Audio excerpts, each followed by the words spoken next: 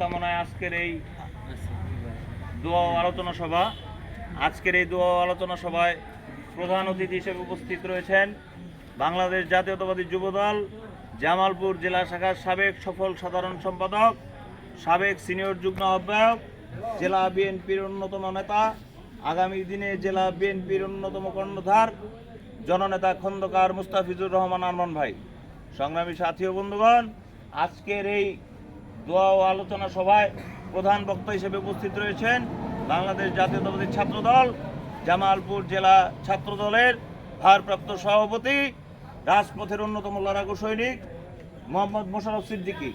আমাদের মাঝে উপস্থিত রয়েছেন আজকে এই দোয়া ও আলোচনা সভার উদ্বোধক বাংলাদেশ জাতীয়তাবাদী ছাত্রদল জামালপুর জেলা শাখার সুযোগ্য যুগ্ম সাধারণ সম্পাদক, মেধাবী ছাত্র নেতা সরোয়ার হোসেন বিদ্যুৎ।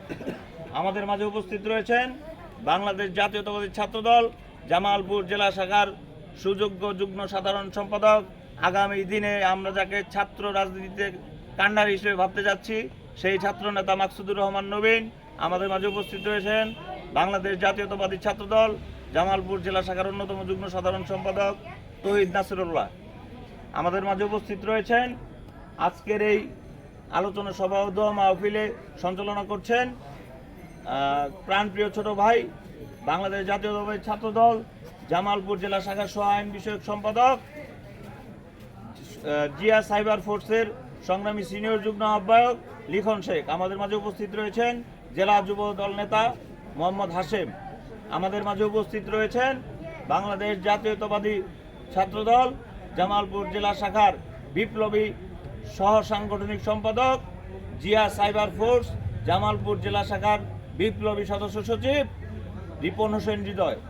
আমাদের মাঝে উপস্থিত রয়েছেন বাংলাদেশ জাতীয়তাবাদী ছাত্রদল জামালপুর জেলা শাখার সহ সাধারণ সম্পাদক রোমেন বিপ্লব। সংগ্রামী সাথী ও বন্ধুগণ, সময় স্বল্পতার কারণে আমি আমার বক্তব্য দীর্ঘায়িত করব না। আমি শুধু এটুকুই বলবো, আজ পর্যন্ত কোনো ছাত্র আন্দোলন বৃথা যায়নি। 52 ভাষা আন্দোলন থেকে শুরু করে 2024-এর বৈষম্য বিরোধী ছাত্র আন্দোলন, প্রত্যেকটাতেই বাংলাদেশ জাতীয়তাবাদী বাংলাদেশের ছাত্ররা 90-এর গণ অভ্যুত্থান ঘটিয়েছিল, ছাত্ররা স্বৈরাচার এরশাদকে পতন ঘটিয়েছিল, ছাত্ররাই আবার দেখিয়ে দিল যে কিভাবে ফ্যাসিস্ট আওয়ামী সরকারের পতন ঘটানো যায়। আমরা ছাত্রদেরকে আমাদের সংগঠন বাংলাদেশ জাতীয়তাবাদী ছাত্রদল, যুবদল, বিএনপি তথা সকল অঙ্গ সংগঠনের পক্ষ থেকে জানাই আন্তরিক শুভেচ্ছা অভিনন্দন। আগামী দিনে সকলকে ঐক্যবদ্ধ থেকে রাজপথে যে কোনো আন্দোলন সংগ্রামে থাকার উদাত্ত আহ্বান জানিয়ে আমি আমার বক্তব্য শেষ করছি। সবাইকে ধন্যবাদ। শহীদ জি অমর হোক, দেশনেত্রী বেগম খালেদা জিয়া জিন্দাবাদ, প্রাণের অহংকার তারেক রহমান দীর্ঘজীবী হোক। সকলকে ধন্যবাদ।